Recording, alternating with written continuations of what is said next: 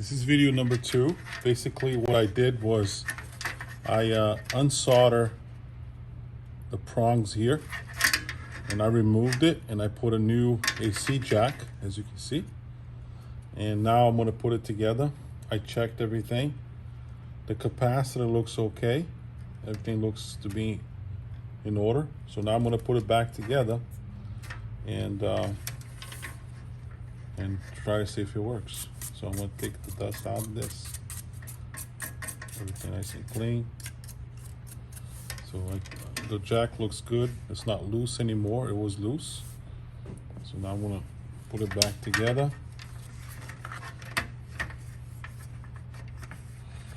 And put it back on the hole. Right there. So now I'll put the screws back on. One, which goes right there. There we go. That's it. Be gentle. Then putting it back together. After we remove the old AC jack and replace the AC jack with a new one. So now I'm just putting it together.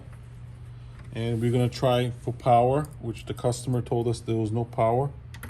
But I tested the AC jack, would replace it with another one. Now I'm putting it back together and hopefully it'll be okay. So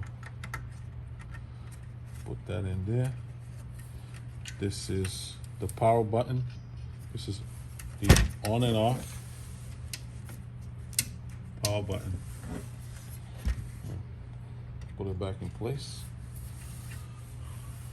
Right there. Perfect. And that's on. Now we're gonna put the hard drive back in. Power cord. Oops, this way. That way. And I believe it was 1, 2, 3. Number, so this 1, 2, 3. Hold on. Yep, 1, 2, 3, 4. So number 1 is this one. This is number 1. Hard drive 1. You can have up to 4, but the customer has 1 terabyte, which is more than enough to record. So I gotta install the drive underneath here. Goes right here. We're gonna install that there. So for now, I'm gonna leave it like that. And we're gonna try first, we're gonna try to power on. I'm gonna leave it upside down so we can try power on first.